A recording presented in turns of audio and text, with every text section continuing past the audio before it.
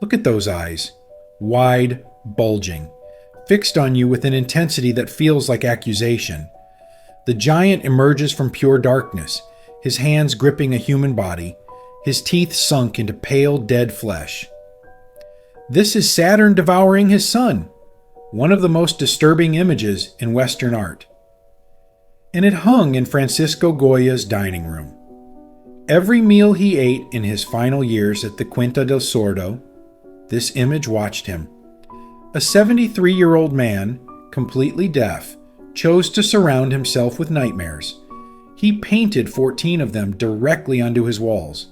He never explained why. He never even named them. The answers, if there are any, lie buried in darkness, in history, in the paintings themselves. In room 67 of Madrid's Museo del Prado, the walls themselves seem to darken. 14 paintings hang here, paintings that were never meant to leave the house where they were made, never meant to be seen by anyone at all. Look at them. A giant emerges from blackness, tearing into human flesh with his teeth. A dog drowns in an endless void. Witches gather around a demonic goat. Two men beat each other to death in an open field.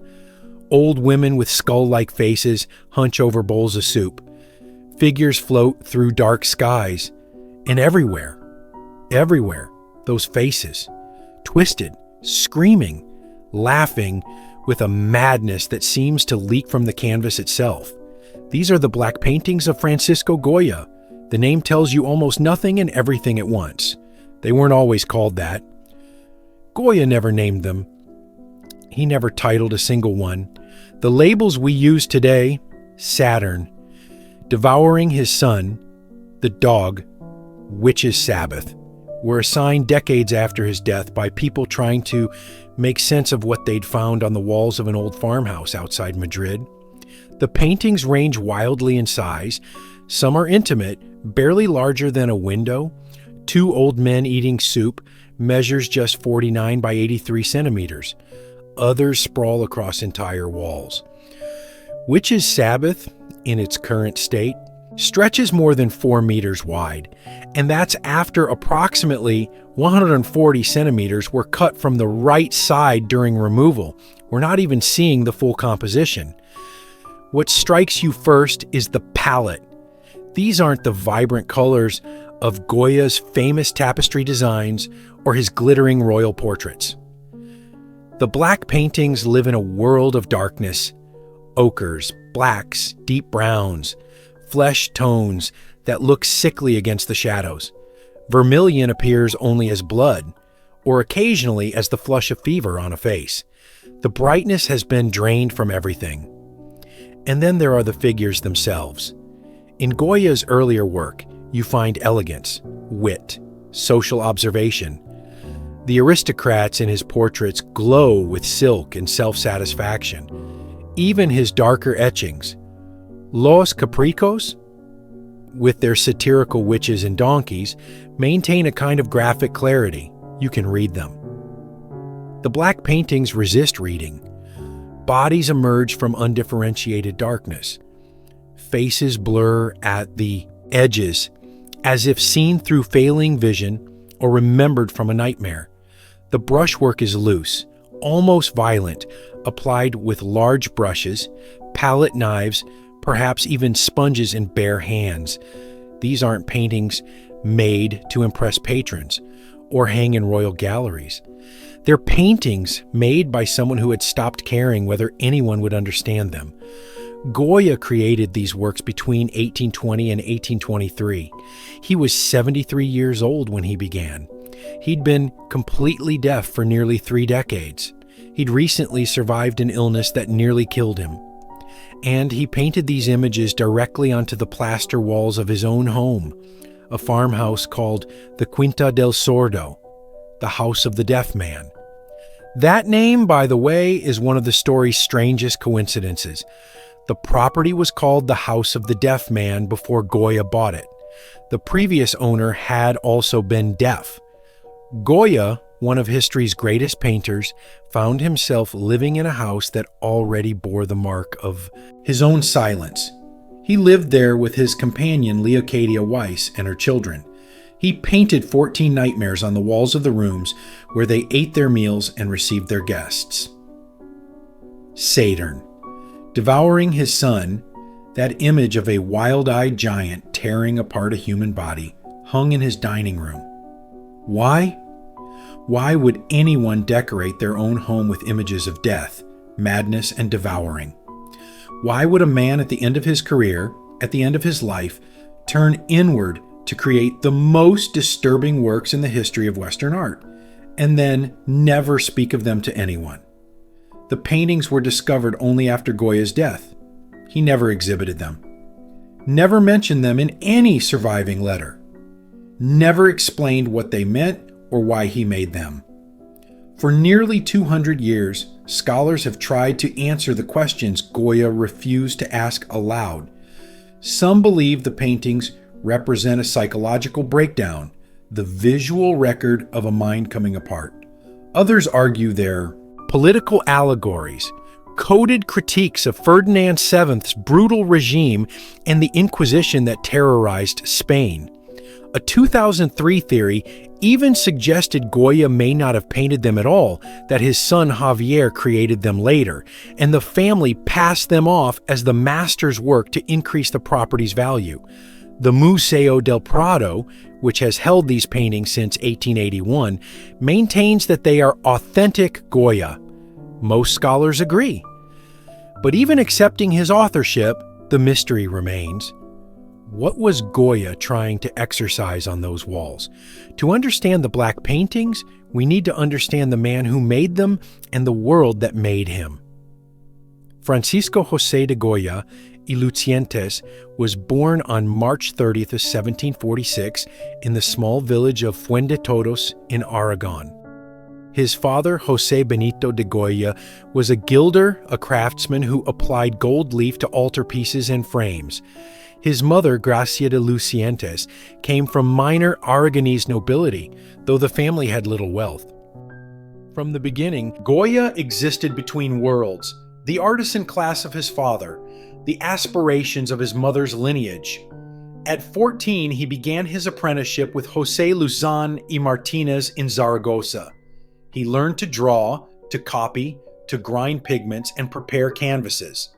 By his late teens, he was ambitious enough to try for the Royal Academy of Fine Art in Madrid. He applied in 1763. He was rejected.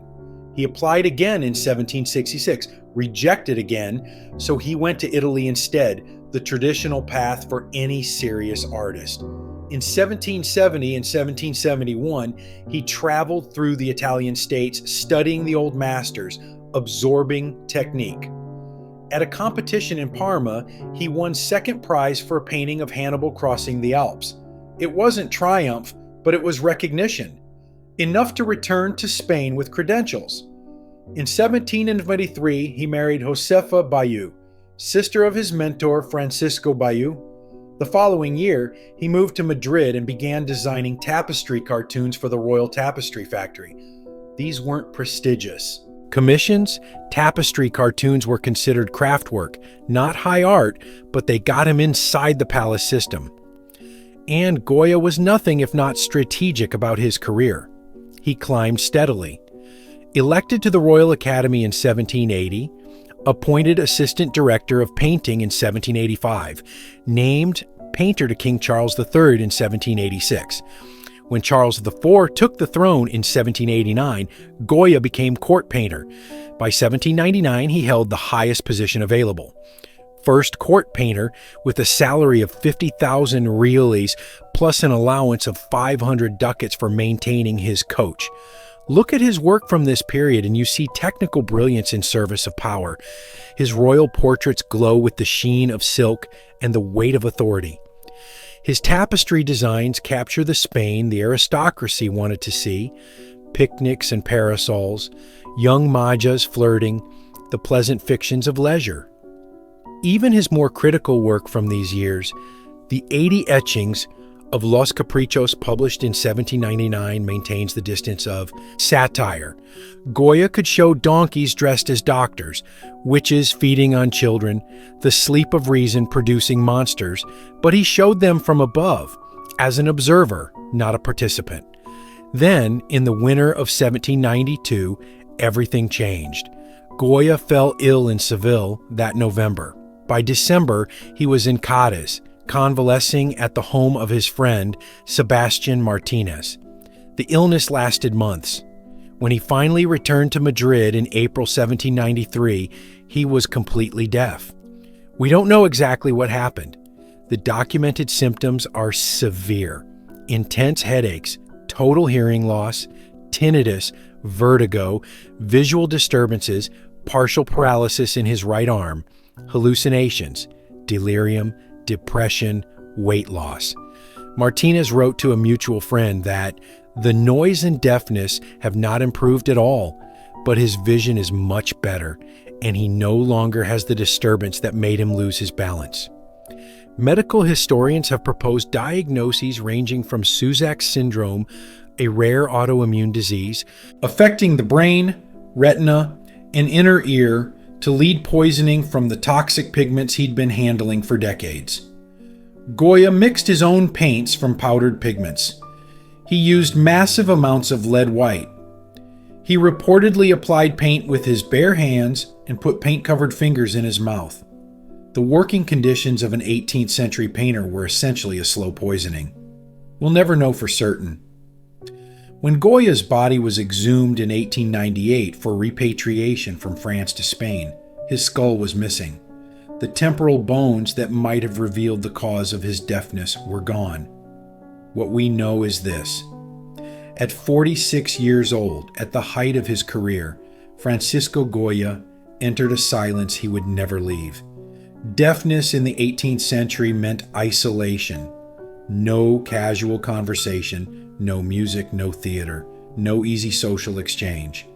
Communication required effort, writing, gestures, the patience of whoever wanted to speak with you. Goya continued to paint, continued to hold his position at court, but the world receded. He was watching Spain through glass, and Spain was becoming a nightmare. The deaths came one after another. Not just the children. Josefa Bayou endured somewhere between 7 and 20 pregnancies, most ending in miscarriage or stillbirth, and only one child survived to adulthood. Their son Javier, born in 1784, lived. The others did not.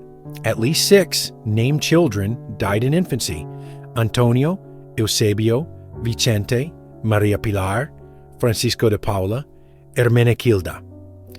Some scholars have wondered whether Goya's lead exposure contributed to his wife's reproductive tragedies. Lead was known even in antiquity to cause miscarriages. Then in 1808, Napoleon's armies invaded Spain.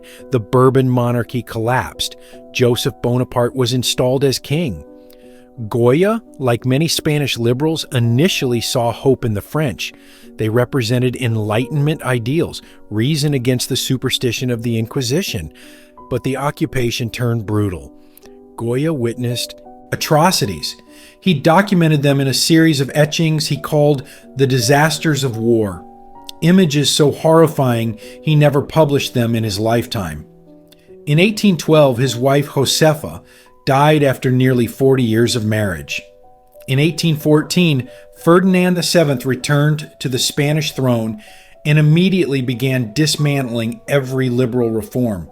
He restored the Inquisition. He created commissions to persecute anyone suspected of collaboration with the French. He governed through a small circle of favorites, ruling by decree, crushing dissent. Goya had sworn loyalty to Joseph Bonaparte during the occupation. He'd painted portraits for the French regime. He was questioned about his allegiances, but managed to demonstrate his patriotism by painting the 2nd of May, 1808, and the 3rd of May, 1808, those masterpieces of Spanish resistance against French tyranny. His position as first court painter was reconfirmed, but his relationship with Ferdinand VII was cold. He received no royal commissions, only portraits for government ministries. By 1819, Goya was 73 years old, deaf for 26 years, increasingly isolated from the court and from society, and he had met Leocadia Weiss. She was 35 years younger than him, born in 1788, the year before the French Revolution. She had married a jeweler named Isidore Weiss in 1810, separated the following year after he accused her of illicit conduct in legal proceedings. She had 2 children from the marriage, and then a third child, Rosario, born in 1814. Many have speculated that Goya was Rosario's father. There's no proof. But by 1815 or so, Leocadia had entered Goya's household as his housekeeper, and she would remain with him until his death. On February 27, 1819, Goya purchased a farmhouse on the southern outskirts of Madrid, on a hill in Carabanchel overlooking the river Manzanares and the plains of San Isidro. About 10 hectares of farmland, a small house. He paid 60,000 reals. He moved there with Leocadia and her children. Away from the court, away from Madrid proper, into the house of the deaf man. Later that year, he nearly died again. We don't know the exact nature of the illness, possibly typhoid fever, which was epidemic in the region. We know it was serious enough that his doctor, Eugenio Garcia Arrieta, saved his life. In gratitude, Goya painted a remarkable self-portrait with Dr. Arrieta, completed in 1820. It shows Goya seated on a bed, obviously weak, clutching the sheets as if clinging to life while the doctor gently holds a glass of medicine to his lips. Shadowy figures loom in the background, servants perhaps, or priests, or something else entirely. The painting reads like a rehearsal for death. He recovered, and sometime between 1820 and 1823, he began painting the walls of his home with nightmares. To understand why Goya covered his walls with visions of horror, you need to understand what was happening outside those walls. The black paintings weren't created in isolation. They emerged from a specific moment in Spanish history, a moment of terror, betrayal, and the collapse of hope. When Ferdinand VII returned to Spain in March 1814, he found a country that had fought for 6 years to put him back on the throne. The Constitution of 1812, drafted during the war, had established Spain as a constitutional monarchy with limits on royal power, freedom of the press, and the abolition of the Inquisition. Many Spaniards expected Ferdinand to honor this constitution. On May 4, 1814, he abolished it entirely. The Valencia Decree swept away every liberal reform. Ferdinand rejected constitutional limits on his authority. He restored the Inquisition. He revived feudal privileges that had been dismantled. He created the Comisión de Causas de Estado, a commission to investigate and prosecute anyone suspected of liberal sympathies or collaboration with the French. The press was censored. Universities were placed under reactionary control. Government proceeded through a Haachta Camarilla, a small circle of favorites who whispered in the king's ear. The diplomat Friedrich von Gentz wrote that year, "The king has so debased himself that he has become no more than the leading police agent and prison warden of his country." Ferdinand reportedly told Goya directly, "Not only do you deserve death, but the gallows. If I forgive you, it's because I admire you." For 6 years, Spain lived under this absolutist restoration. Liberal officers attempted multiple uprisings. All were suppressed. The conspirators were executed. Then on January 1st, 1820, everything changed again. Lieutenant Colonel Rafael del Riego was commanding troops at Las Cabezas de San Juan in southern Spain. His soldiers were awaiting transport to South America to fight against independence movements there, poorly paid, badly equipped, demoralized by news of returning casualties. On the first day of the new decade, Riego proclaimed the Constitution of 1812 restored. The uprising spread. By March, Ferdinand VII was effectively a prisoner in his own palace. On March 9, 1820, surrounded by soldiers, he issued a decree. I have decided to swear the Constitution promulgated by the General and Extraordinary Cortes in the year 1812. For 3 years, the period historians call the Liberal Triennium, Ferdinand lived under virtual house arrest while the constitutional government attempted to reform Spain. The Inquisition was abolished on the same day Ferdinand swore his oath. Its assets were declared national property. The Jesuits were banned. Religious reforms attacked the privileges of monasteries and the clergy. Riego himself was elected president of the Cortes in 1822. Goya was painting the black paintings during this period. The liberal cause he had believed in was finally in power. And yet the paintings show no celebration, no hope. They show witches' Sabbaths and people devouring each other. Perhaps Goya understood what was coming. At the Congress of Verona in October 1822, the Holy Alliance, the conservative monarchies of Europe, authorized France to intervene in Spain. On January 28, 1823, Louis XVIII announced that 100,000 French troops were ready to march, invoking the name of St. Louis to safeguard the throne of Spain. On April 7, 1823, between 60,000 and 95,000 French soldiers crossed the Pyrenees. They called themselves the 100,000 Sons of St. Louis. Unlike Napoleon's invasion in 1808, there was little popular resistance. Most cities surrendered without fighting. The liberal government retreated to Cadiz with Ferdinand as hostage. Cadiz fell on September 30th, 1823, after the Battle of Trocadero. The next day, Ferdinand VII broke his oath to respect Spanish laws, repealed the Constitution, and declared null all acts of the liberal government. On November 7, 1823, Rafael del Riego, the man who had given Spain 3 years of constitutional government, was executed. In Madrid, he was brought to the Plaza de la Cebada in a basket dragged by a white donkey, stripped of his military honors. He was hanged, then beheaded. The crowd hurled insults at his body. What followed was called the White Terror, the Decada Ominosa, the ominous decade. Between 15,000 and 20,000 Spanish liberals fled the country in the largest political exile Restoration Europe had seen.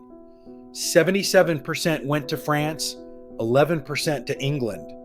Those who stayed faced execution, imprisonment, torture, public humiliation.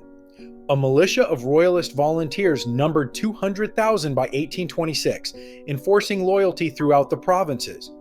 In July 1826, a schoolteacher named Caetano Ripoll became the last person executed by the Inquisition.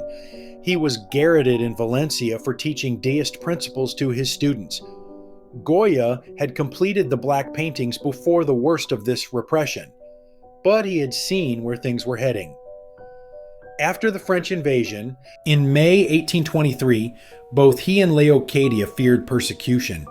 She was reportedly on a list of suspected liberals. Her son Guillermo was involved in revolutionary activities. They hid at the home of a friend, José Duaso y Latre, a Jesuit priest whose cloth offered some protection.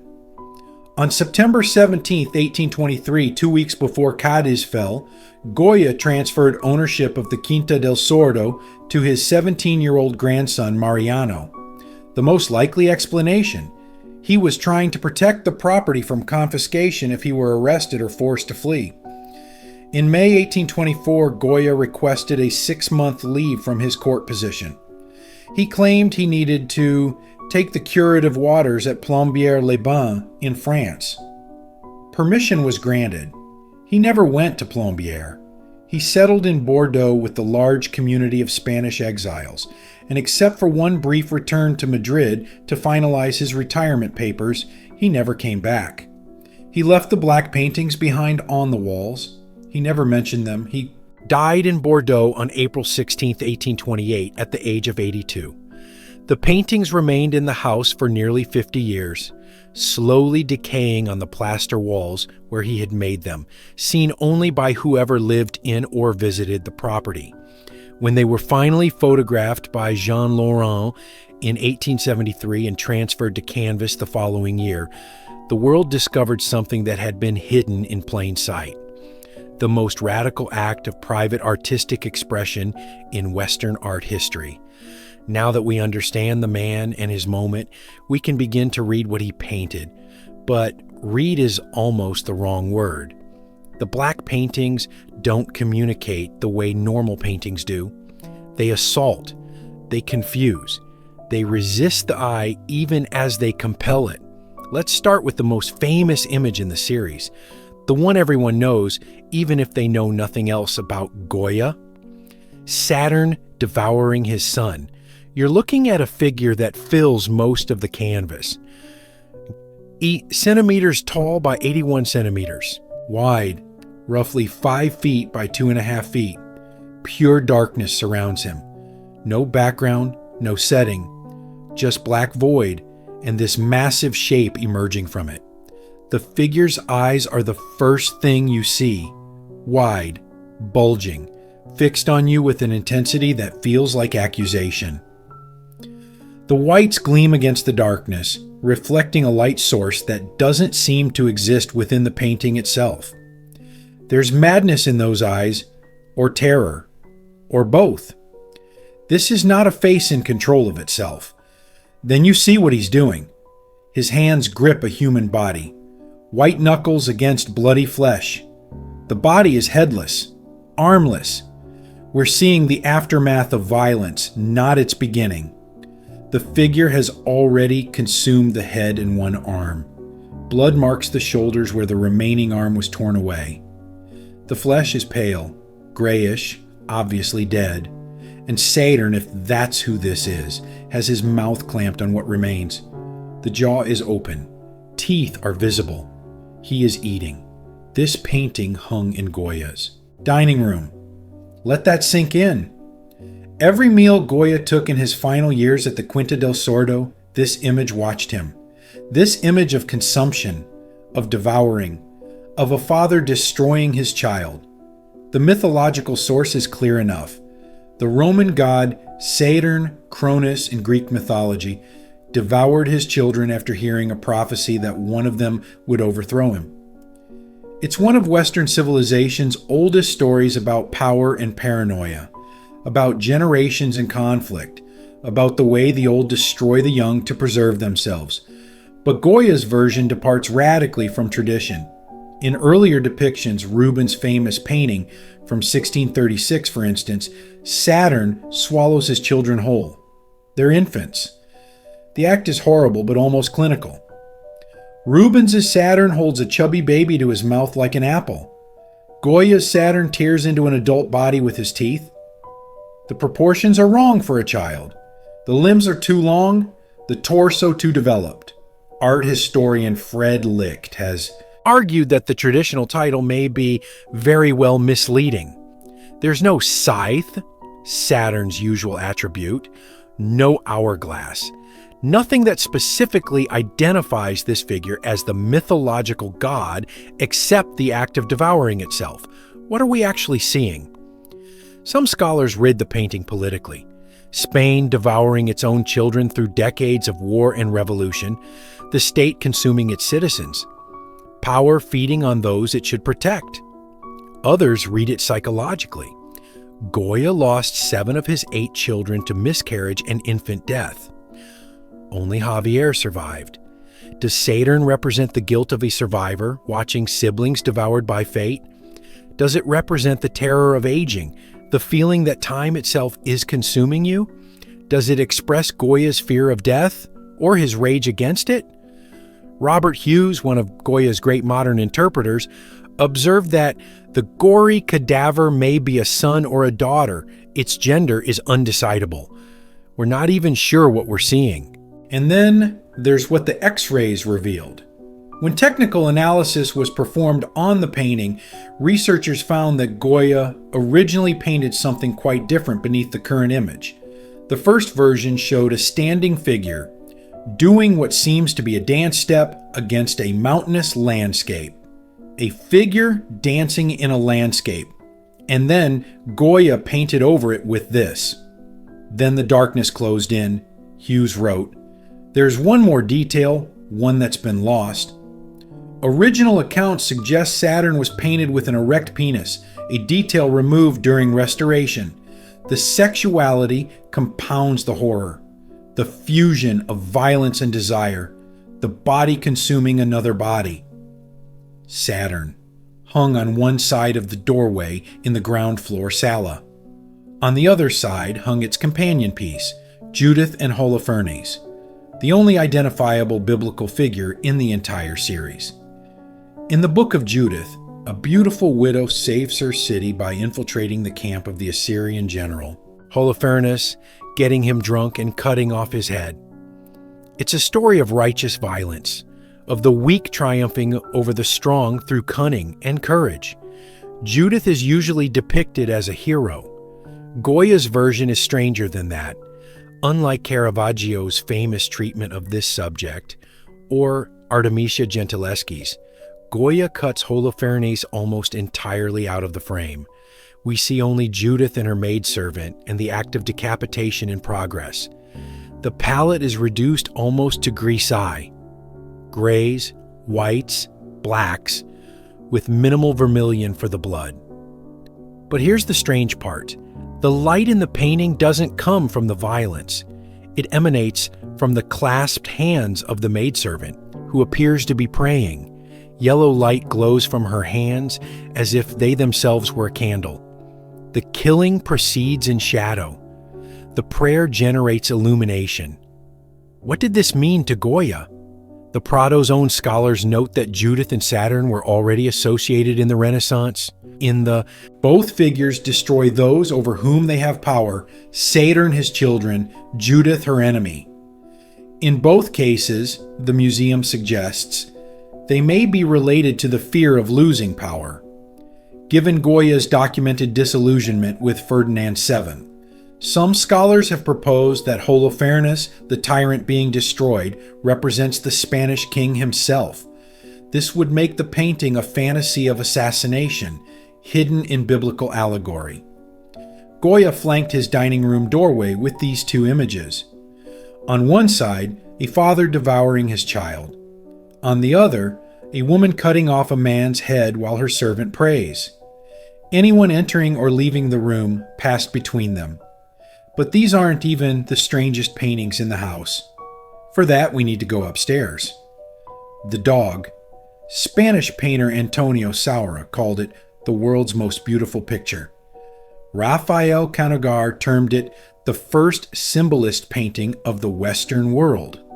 Measure it in your mind. 131 centimeters tall by 79 centimeters wide. Most of that space is empty. A vast expanse of ochre and brown, textured and atmospheric, but essentially void. No horizon line, no clear indication of sky versus earth. Just color fading into color. And emerging from the bottom third of the canvas, a dog's head. That's it. Just the head. Looking upward, into nothing. The slope from which the dog emerges could be a hillside, could be sand, could be floodwater rising to drown it, could be earth swallowing it down. The painting gives you no way to know.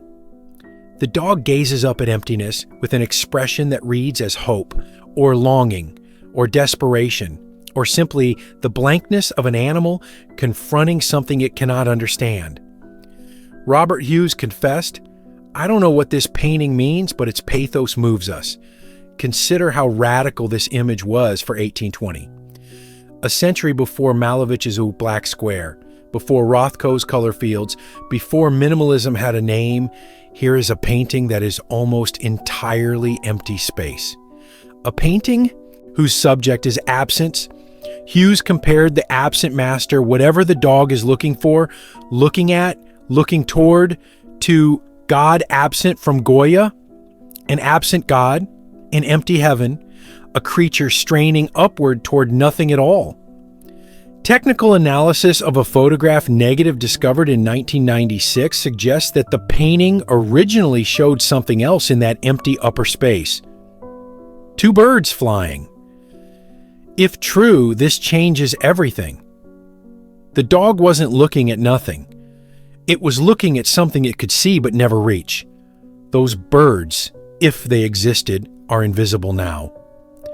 Lost to time or to the disastrous transfer process that ripped these paintings from their walls, what remains is the absence.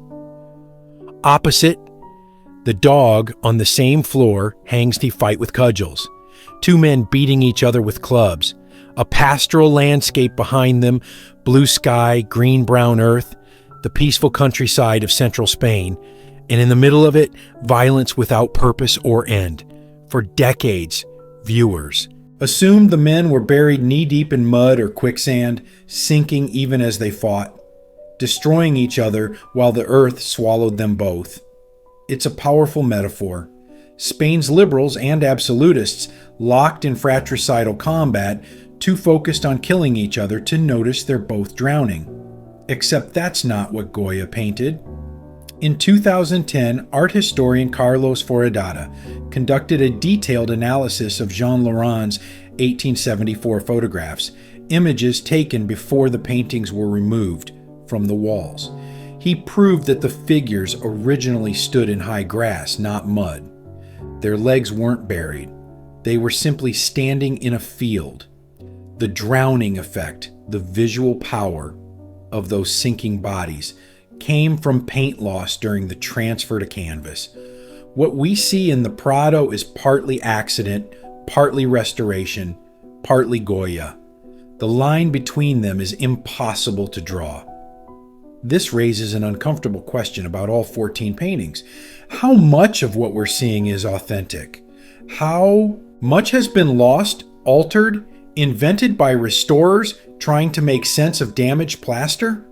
The black paintings exist today as what critic Arthur Lubo called at best a crude facsimile of Goya's original work. Art historian Nigel Glendinning noted extensive changes and a lot of repainting during the transfer. The Witch's Sabbath lost 140 centimeters from its right edge. Salvador Martinez Cubells, the restorer who performed the transfer, repainted the goat's horns and several faces. Varnishes were applied that darkened and yellowed the surfaces. We are looking at ghosts of ghosts, and yet they still terrify. They still compel.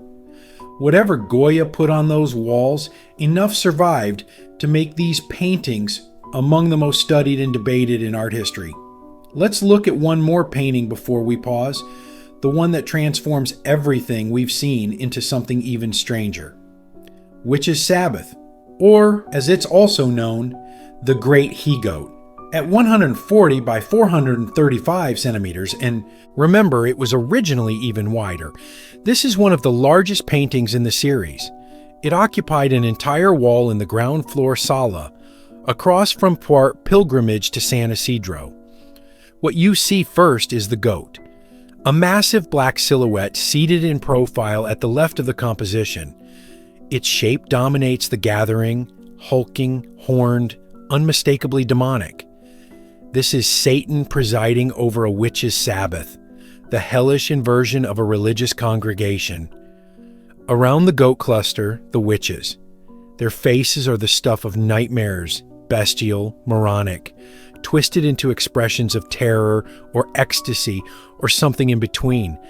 They're not beautiful seductresses, the way witches were sometimes portrayed in earlier art. They're grotesque, subhuman. Brian McQuaid observed that the subhumanity of the gathered group is underlined by their bestial features and moronic stares. And yet, at the far right of the composition sits a young woman in black. She's different from the others. Her face is clearer, more human, more frightened. She sits apart, as if observing rather than participating, or as if she's been brought here against her will. Is this Leocadia? Goya's companion watching the Sabbath with fear in her eyes? Goya had painted witches before. In 1797-1798, he created 6 witchcraft-themed paintings for the Duke and Duchess of Osuna, including an earlier Witch's Sabbath that shows the devil as a goat surrounded by women offering him infant sacrifices. That painting, while dark, maintains the crisp clarity of illustration. You can read it as social satire. Look at what superstition makes people believe. This painting is different. This painting feels like a confession. Albert Boimy argued that the V Great He-Goat is doubly subversive, not just a critique of superstition, but of the Church's control over Spanish society. The Inquisition was restored in 1814, abolished in 1820, then effectively continued after 1823 through the Juntas de Fe. Goya had satirized it in Los Caprichos. Here in his private home, he paints an image that could be read as the Church itself, a dark power commanding the obedience of the terrified masses. But we haven't yet examined the most mysterious element of these paintings. We haven't asked how they fit together. Because the black paintings weren't random, they were arranged in two rooms with clear relationships between the works. Saturn, paired with Judith, the dog, near fight with cudgels, the great horizontal compositions facing each other across each room's length. And X-ray analysis has revealed that Goya painted most of these nightmares over earlier, entirely different images, bucolic landscapes with small figures, pleasant rural scenes. He looked at innocent paintings and covered them with darkness. What did those original landscapes mean to him? Were they his own earlier work, or decorations left by the previous owner? Were they a vision of Spain as it should have been, and then, layer by layer, he painted what Spain had become? We still don't know. The first painting you would have seen entering the Quinta del Sordo was not my Saturn. It was not the witches or the dog or the men destroying each other. It was Leocadia. A woman in black mourning dress leans against what appears to be a tomb, a dark mound topped with small wrought iron rails, the kind you might see in a Spanish cemetery. Her pose is contemplative. Her expression is distant, melancholy. She seems to be waiting for something, or remembering something, or simply existing in the space between life and death. Antonio Brugada, the painter who cataloged these works after Goya's death, identified her as Leocadia Weiss, Goya's companion. Brugada knew her. He'd lived in Bordeaux among the Spanish exiles and had been close to Goya in his final years. If anyone could recognize Leocadia's face, it was him. But X-ray analysis tells a different story. Beneath the painting we see today lies an earlier version. In that version, the woman wore no veil. She wasn't dressed in mourning. She leaned not against a tomb, but against what appears to be a fireplace mantle. The entire symbolism of grief, the black dress, the burial mound, the posture of loss, was added later. Did Goya change his mind about what the painting meant? Did he transform a casual domestic scene into a meditation on death? Or did someone else make these changes after the fact? The scholar Arnaiz interprets the final version as the personification of melancholy, since she seems to be meditating on life and death. Standing at the entrance to the house, she would have greeted every visitor with this contemplation. Before you saw the horrors inside, you passed through grief, and grief was everywhere in these rooms. Two old men shows a pair of figures against pure blackness. One is elderly, white-bearded, hunched over a shepherd's cane. The other is grotesquely caricatured, leaning close as if shouting into the first. Man's ear. The bearded figure resembles Goya himself, or at least he resembles the self-portraits Goya would make in his final years in Bordeaux. If this is autobiographical, what are we seeing? A deaf man tormented by a demon only he can perceive? The internal voice of madness screaming thoughts the world can't hear? The way isolation transforms even companionship into assault? Nearby hung two old men eating soup, the smallest painting in the series at just 49 by 83 centimeters. Two skeletal figures hunch over their bowls, faces gaunt and skull-like, expressions vacant. They eat mechanically, without pleasure, without awareness of each other. The act of sustenance rendered as a living death. This painting may have hung above the doorway to the kitchen. If so, Goya's sense of humor was as dark as everything else about these works. An image of death-eating, positioned above the threshold to where food was prepared. But humor feels like the wrong word. These aren't jokes. They're confessions. Let's go upstairs. The Fates, or Atropos, as it's sometimes called, shows 4 figures floating through a dark sky. 3 of them are the Moirai from Greek mythology, the sisters who spin, measure, and cut the thread of human life. Clotho traditionally holds a distaff, but here she holds what appears to be a doll or a newborn child, the allegory of life reduced to a toy. Lachesis peers through a lens or mirror. Atropos holds her scissors, ready to sever the thread. But Goya added a 4th figure that doesn't belong in the myth, a man with his hands bound behind his back. He floats among the fates like a prisoner awaiting sentence, Prometheus bound for divine punishment, a condemned liberal awaiting the executioner, someone whose destiny is being decided by forces he cannot control or appeal to.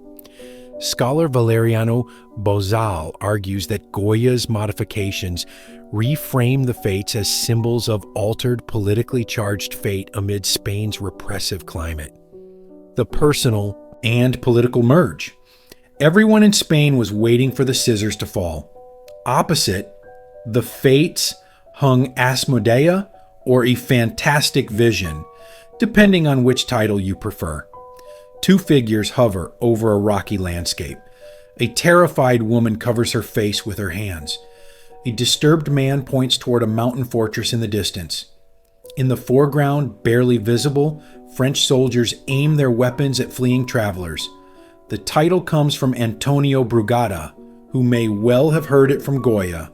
Asmodea is the feminine form of Asmodeus, an evil spirit from the Book of Tobit who also appears in 17th century Spanish literature as a devil who reveals the insides of houses, who strips away walls and shows what's hidden within.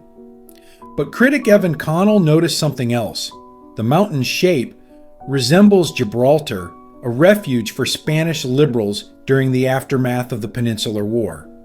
If that identification holds, this painting becomes a vision of exile, the hope of escape, visible on the horizon while soldiers hunt the fleeing below. Goya would flee Spain himself within a year of finishing these works. Did he paint his own future? Procession of the Holy Office shows a line of figures winding around a mountainous path. The procession is led by a figure dressed in a galilla collar, the stiff white collar of Spanish tradition, carrying a rolled paper and wearing a sword. This is an inquisitor. Behind him trail old women with faces like Celestinas, the procuresses of Spanish literature. The title refers to the Holy Office of the Inquisition. Ferdinand VII restored it in 1814. The liberal triennium abolished it again in 1820. After 1823, it operated through the Juntas de Fe, meetings of faith, that continued the persecution under another name.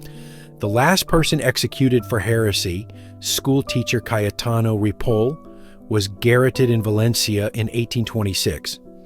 Goya had satirized the Inquisition in Los Caprichos decades earlier. Here in private, he painted it as a procession of the grotesque, superstition and cruelty marching through the Spanish landscape. Pilgrimage to San Isidro hangs across from which is Sabbath on the ground floor. Both are massive horizontal compositions. Both show crowds in motion. But where the Sabbath gathers around a demonic goat, the pilgrimage supposedly celebrates a Christian saint. San Isidro is the patron saint of Madrid. His feast day in May draws pilgrims to a meadow outside the city, where he supposedly made a spring flow from dry ground. Goya had painted this subject before. A festive tapestry. Cartoon from 1788 called Mike the Meadow of San Isidro. All bright colors and pleasant company, and the cheerful leisure of the Spanish countryside. The black painting version transforms the same subject into nightmare. The pilgrims' faces are twisted, grotesque, suggesting intoxication and frenzy. They move through a desolate landscape under dark skies. The Prado's own description says Goya uses the subject of the pilgrimage to express popular superstitions and ignorance. The celebration has become a mob. The religious procession has become a kind of madness. Compare the two versions side by side, and you see what 32 years did to Goya's vision of Spain. The meadow became a wasteland. The festival became a disease. Now we come to the paintings that X-ray analysis has most dramatically altered. Men reading shows 6 figures huddled around a printed page. Their posture is secretive, conspiratorial, bodies pressed close, attention focused entirely on the text. The most common interpretation reads this as a clandestine political meeting, liberals sharing forbidden ideas in a time when such sharing could mean death. But beneath the surface, the painting was something else entirely. X-ray analysis revealed that the original composition included a landscape background with a mounted rider. More strikingly, the central figure had large horns or possibly bird wings growing from his head. Horns, wings, something demonic or angelic, we can't tell which, sprouting from a man's skull. Then painted over, hidden, transformed into something that looks merely political. What was Goya concealing? What vision did he paint first and then decide was too much to leave visible, even in his private home? The companion piece, Women Laughing, underwent similar transformation. X-ray evidence suggests an earlier version showed 2 women reading a book, a mirror of men reading. What we see now is different. 2 women with maniacal smiles laughing at a simple-minded man. Scholar Angulo proposed the most commonly accepted interpretation. The man appears to be masturbating. The women's laughter is mockery. The scene is sexual humiliation. From women reading to women mocking male sexuality. From horned figures to political conspirators. The black paintings contain paintings within paintings, visions beneath visions, each layer telling a different story. In 2014, Factum Arte conducted the most comprehensive technical analysis ever performed on these works. Using high-resolution 3D scanning, X-ray analysis, infrared reflectography, and ultraviolet examination, they documented what Goya actually put on those walls and what has been lost or changed since. Their findings confirmed what earlier studies had suggested. The paintings were executed over earlier rural and bucolic landscape scenes with small figures. Goya didn't start with darkness. He started with pleasant countryside views, then painted nightmares on top of them. The technical team found evidence of pentimenti, the artist's corrections, the traces of changed minds. They found subsurface signatures distinctive to Goya's working methods. They found proof that whatever these paintings are, they bear the marks of a single artistic intelligence working through obsession. But they also found how much has been lost. Jean Laurent's photographs from 1874 show paintings with more varied color than what hangs in the Prado today. Tones of red, green, blue, and yellow that have faded or been obscured by darkening varnishes. The original works had painted classicist-style borders framing them, making them look more like deliberate artworks and less like hallucinations bleeding directly from the walls. The walls themselves were covered with decorative wallpaper. Goya painted nightmares in a decorated room. The context was domestic. The horror was contained within frames. What we see now, these images floating in museum darkness, isn't quite what he made. Does it matter? The paintings still work. They still disturb. Whatever the original experience was, enough survived to make these among the most powerful images in Western art. But we should hold that uncertainty in mind. We are not seeing Goya's vision purely. We are seeing it through damage, through restoration, through the violence of being ripped from plaster and transferred to canvas. We are seeing ghosts, and ghosts by their nature are incomplete. So what do the black paintings mean? After all this, after the mythology and the politics, the X-rays and the restorations, the hidden horns and the vanished birds, what was Goya trying to say on those walls? The honest answer is, we don't know. Goya never told anyone. He never wrote about these paintings in any surviving letter. He never discussed them with friends. He created them in silence and left them in silence. The gap between what we see and what he intended may be unbridgeable. But we can assemble what the evidence suggests. First, these paintings were private. Not private in the sense of being personal. All art is personal. Private in the sense of being secret, hidden, made for an audience of essentially no one. Art historian Robert Hughes described them as close to being hermetically private as any that have ever been produced in the history of Western art. They weren't commissioned. They weren't for sale. They weren't meant to hang in galleries or impress patrons. Goya painted them on the walls of his own home, where he lived with Leocadia and her children. He painted nightmares in the rooms where they ate their meals. This wasn't decoration. This was something else. Some scholars have proposed a therapeutic function. The near-fatal illness of 1819 left Goya face-to-face with death for the second time in his life. The self-portrait with Dr. Arrieta shows him clinging to the bedsheets, shadowy figures looming behind him. He recovered, but the fear didn't leave.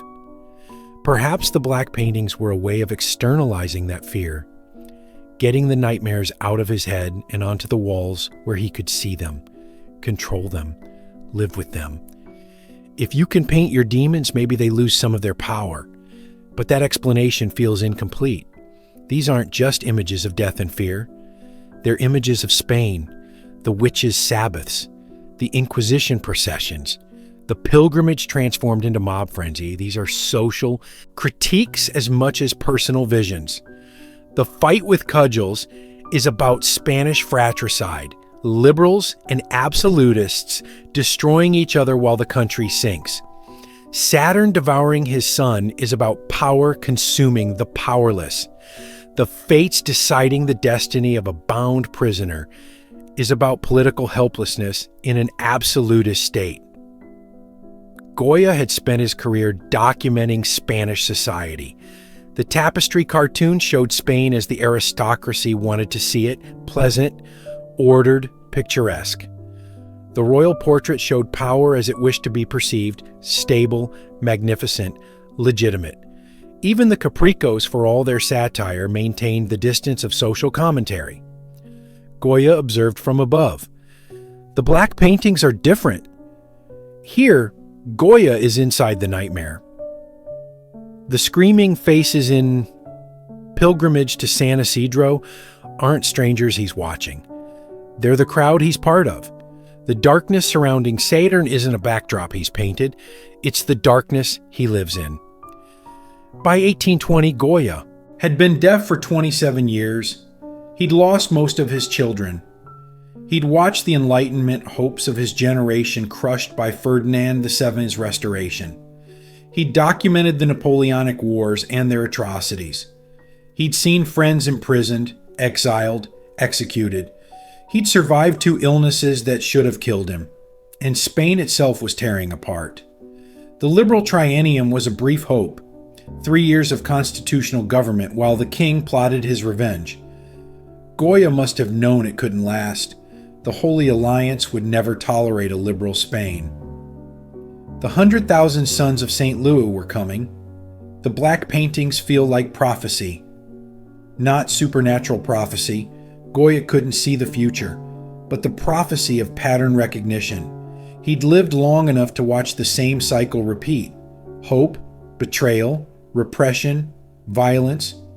The liberals would fall. The executions would resume. The darkness would close in again. What do you paint when you know the darkness is coming and there's nothing you can do to stop it? You paint the darkness itself. You make it visible. You live with it on your walls so that when it arrives in the street, you've already seen its face.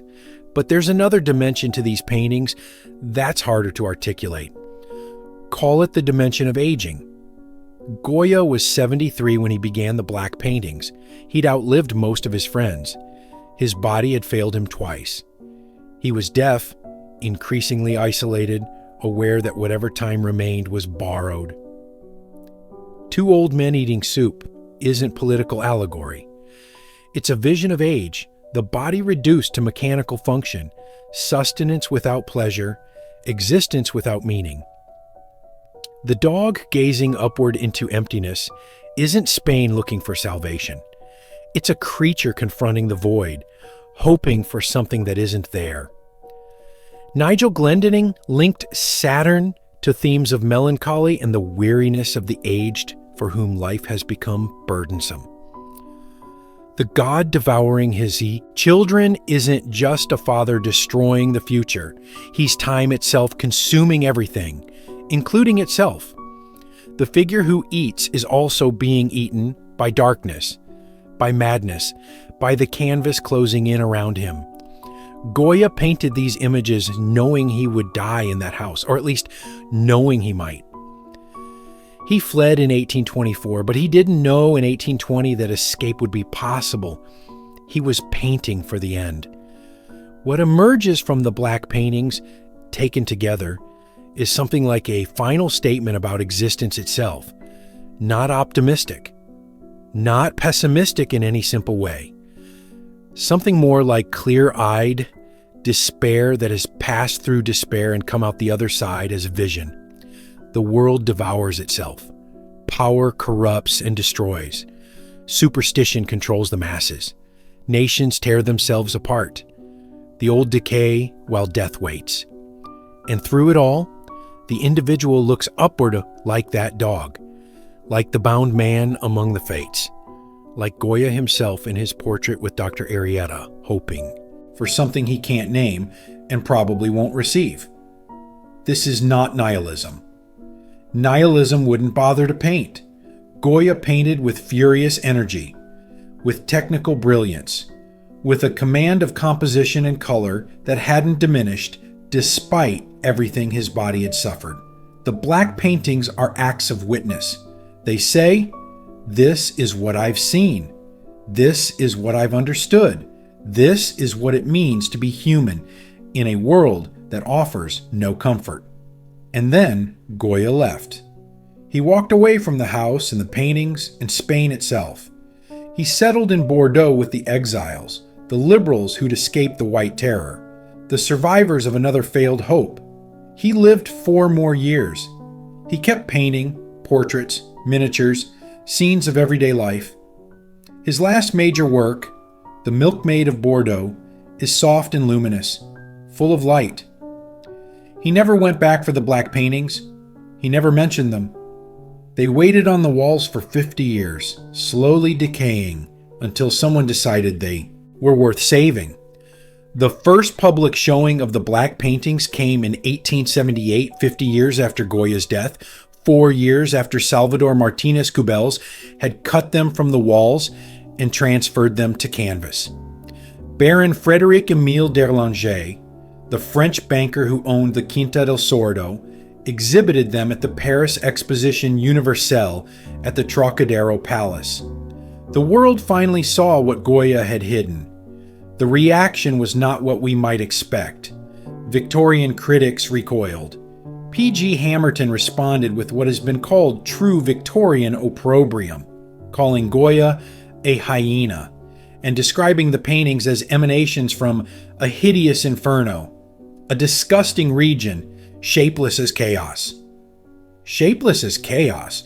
The phrase says more about Victorian expectations than about Goya's art. These paintings violated every rule of the acceptable. They weren't beautiful. They weren't edifying. They didn't tell clear moral stories or celebrate noble subjects. They were ugly, disturbing, impossible to categorize, and therefore, to Victorian eyes, failures. 3 years after that exhibition, d'Erlanger donated the paintings to the Spanish state. Since 1889, they have hung in the Museo del Prado. And something shifted. The 20th century looked at the black paintings and saw itself. Expressionism, the movement that prioritized subjective emotion over objective reality, that painted the world as it felt rather than as it appeared, recognized Goya as a predecessor. The screaming faces in Pilgrimage to San Isidro lead directly to Edvard Munch's The Scream. The distortion, the psychological intensity, the willingness to make the viewer uncomfortable. Goya was doing this 70 years before Expressionism had a name. Surrealism claimed him, too. André Breton and his circle saw in Goya's witches and floating figures and impossible visions an exploration of dreams, nightmares, and the subconscious that anticipated their own project. Salvador Dalí, the most famous surrealist of all, drew explicit inspiration from Goya's etchings and paintings. The melting clocks of Dalí, the bizarre juxtapositions, the imagery of desire and destruction, all of it has roots in what Goya painted alone in his farmhouse. The painters who came after Goya grasped what the Victorians couldn't. These paintings weren't failures. They were the future. Francis Bacon, whose tortured figures convey existential anxiety with almost unbearable intensity, cited Goya among his primary influences. Bacon saw in Saturn and the black paintings a willingness to confront the worst of human experience without flinching or prettifying. The body in Bacon's work, distorted, suffering, trapped, is a direct descendant of the bodies in Goya's nightmares. Pablo Picasso, when he painted Aus Guernica in response to the bombing of a Spanish town during the Civil War, was working in a tradition Goya had established with the 3rd of May, 1808, the tradition of art as witness to atrocity, as moral response to political horror. The black paintings aren't protest art in the same way, but they share the same DNA. The conviction that showing the unbearable is itself a meaningful act. Modern art's willingness to disturb, to provoke, to value intensity over beauty, Goya didn't invent this alone, but he's one of its founders. The black paintings are a hinge point. Before them, the history of Western art looks one way. After them, it looks another, and yet they remain resistant to interpretation. In 2003, art historian Juan José Junquera published a book arguing that Goya didn't paint the black paintings at all, that his son Javier, a businessman with no known artistic training, created them later, and that the family passed them off as Goya's work when selling the property to increase its value. Junquera's evidence was circumstantial. Legal documents from 1812 described the Quinta del Sordo as having only one floor.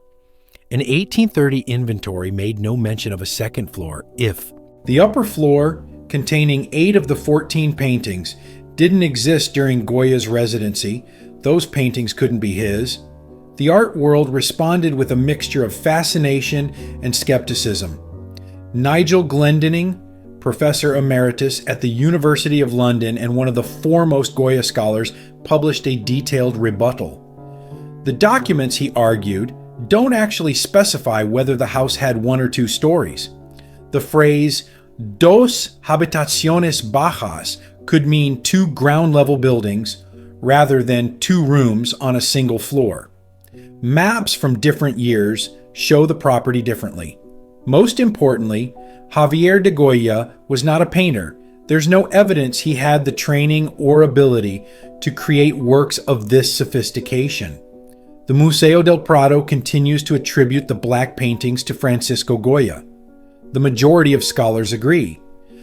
But Junquera's theory lingers, a reminder that even our most basic assumptions about these works, who made them, remain contestable. The uncertainty feels appropriate. The black paintings resist certainty. They resist interpretation. They resist the comfort of definitive meaning. In 2022, Felipe Pareno created a multimedia installation at the Prado called La Quinta del Sordo.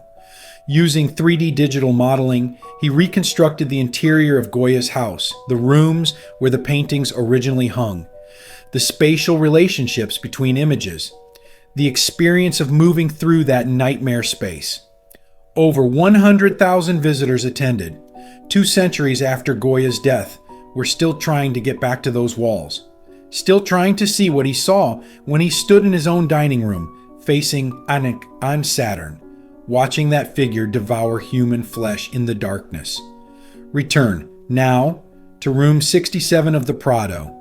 The paintings hang in museum conditions, controlled temperature, controlled humidity, controlled light. Tourists move through in groups.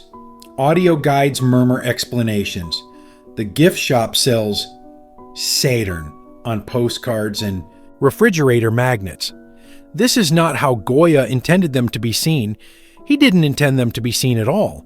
They were meant for walls in a farmhouse outside Madrid, meant for rooms where Goya lived with Leocadia and her children, meant for a man who was deaf and aging and afraid of death, afraid of his government, afraid perhaps of his own mind. He painted them in oil on plaster, knowing the technique was unstable, knowing the images would eventually decay. Maybe that was part of the point. Maybe he expected them to disappear. Instead, they were cut from the walls, transferred to canvas, shipped to Paris, donated to the Spanish state, hung in one of the world's great museums where millions of people have stood before them trying to understand. And still they resist. Saturn still stares with those bulging eyes, mid-bite, frozen in the act of consuming what he should have protected. The dog still gazes upward into emptiness, hoping for something that may not exist. The pilgrims still march through their wasteland. The witches still gather around their goat. The old men still eat their soup, skull-faced, waiting for nothing. Goya gave us no titles, no explanations, no key to unlock what he meant. He gave us only the images themselves and the silence that surrounds them. That silence is the point. The black paintings don't explain. They confront. They ask us to look at darkness without the comfort of interpretation, to sit with horror without the relief of meaning. What was Goya trying to exercise in those rooms? Maybe the question itself is wrong. Maybe he wasn't trying to exercise anything. Maybe he was trying to record it, to make it permanent, to say, this is what a human being sees when the illusions are stripped away. This is what's left when hope has been exhausted and faith has been betrayed and the body is failing and the world is on fire. This is what it looks like. He painted it on his walls. He lived with it every day. And then he left and didn't look back. The paintings remain damaged, altered, incomplete, haunted by what they once were. They remain because they show us something about ourselves that we'd rather not see but can't look away from. Francisco Goya, deaf and dying, painted the darkness. 200 years later, we're still standing in it,